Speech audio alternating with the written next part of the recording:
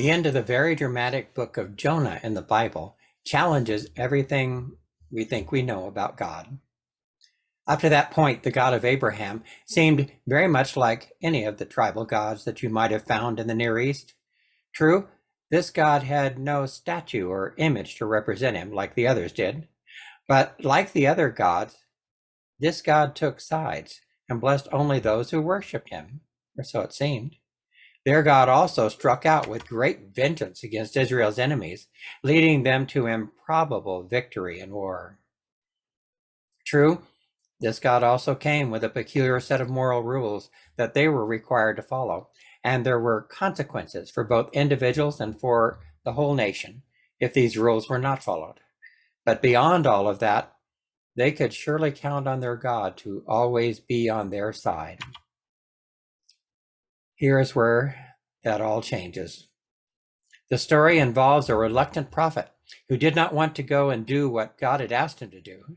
God told him, "Go to the great city of Nineveh and preach against it, because its wickedness has come up before me."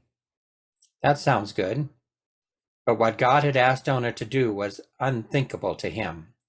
They were more than just rivals. They were bitter enemies, and they hated each other. So instead, Jonah tried to evade this call by boarding a ship going the other way. When a great storm rose up, the crew of the ship feared for their lives and confronted Jonah. "Tell us, who is responsible for making all this trouble for us?" And Jonah told them, "I am a Hebrew, and I worship the Lord, the God of heaven, who made the sea and the dry land." If this God was angry with Jonah, then all of their lives were in danger. So reluctantly, they threw Jonah overboard, and the sea grew calm. But you knew the story. Jonah didn't die. A giant fish swallowed him, and 3 days later spit him up on the shore, right back where he started. And once again, God told Jonah, Go to the great city of Nineveh, and proclaim to it the message I give you." And so Jonah did. And hearing his message of doom, delivered by the most reluctant prophet ever, nevertheless, the whole city repented. Here's where it gets interesting. You might think that the story was over, but it continues. "Isn't this what I said, Lord, when I was still at home?" So Jonah said, "That is what I tried to forestall by fleeing to Tarshish. I knew that you are a gracious and compassionate God, slow to anger and abounding in love, a God who relents from sending calamity." You see, a God who relents was an existential problem for Jonah because it threatened the very foundation of his religion. A God who relents was no longer just their God anymore. Instead of siding with Israel against their sworn enemy, their God had now demonstrated that he actually cared about the people in Nineveh. That was too much for Jonah. "Now, Lord, take away my life, for it's better for me to die than to live." He had no intention of going back to Israel and telling them, "Hey, guess what? The God of Abraham has made friends with our sworn enemy now, and I helped." And so he went outside of the city and sat down to sulk. God's response to Jonah's distress was to be patient with him. There Jonah sat, and seeing his discomfort, God caused a leafy plant to spring up and to provide some shade for Jonah. Jonah liked that. Then the very next day, God sent a worm that chewed through the plant and caused it to die. The scorching sun now fell upon him with a vengeance, and once again he was angry with God about this too. That's when his conversation with God really began in earnest. "Is it right for you to be angry about the plant?" So God asked him. "It is," Jonah said, "and I'm so angry I wish I were dead." Analyze this. Jonah had completely turned his back on God because God would not smite his enemies.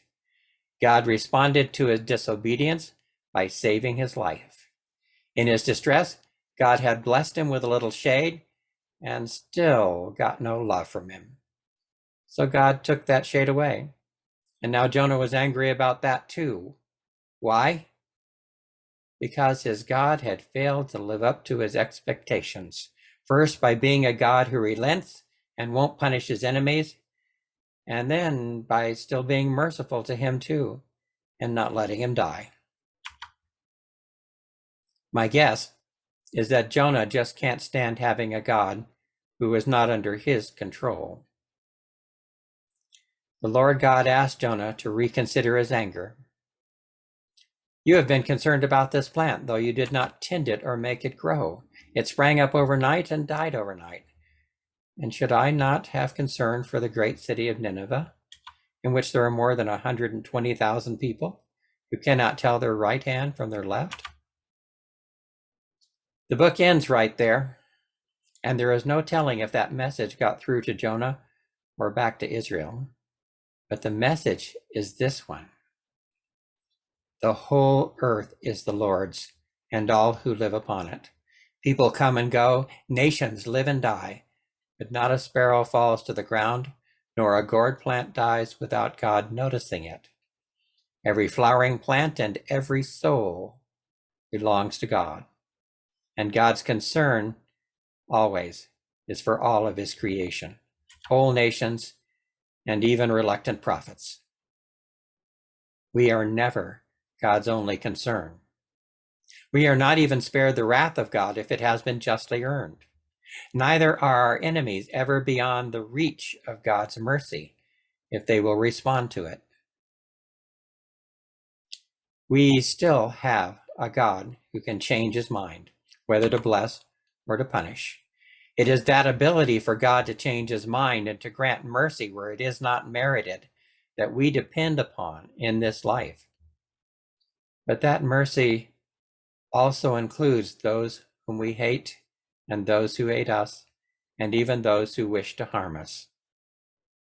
In fact, for those who follow this God, who so often relents and changes his mind, hating others just doesn't make any sense anymore.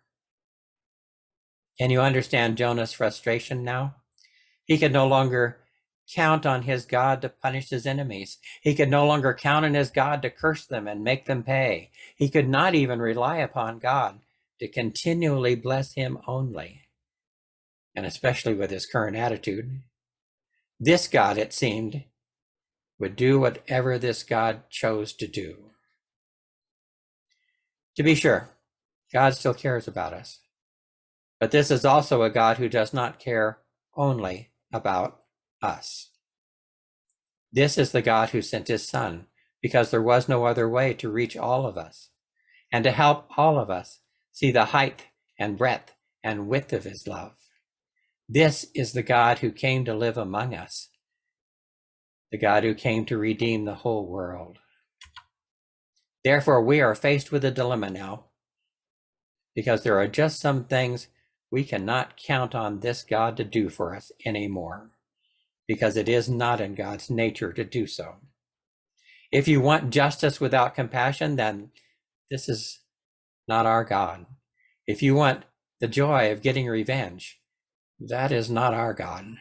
If you love seeing your enemies suffer, that is not our God. And if you think that God will always be there on your side only, then you forget that we are the ones who need to be on God's side, and God cares for everyone and all of his creation. It feels right sometimes to hate, but it's a mistake, because we have a God who relents, and a God who would always rather be merciful than vengeful. That truth is disturbing, but inescapable. Therefore, we are no longer free to hate whomever we choose, because God has no enemies, and you cannot be anyone's enemy and still also be God's friend. Be safe, and God bless you.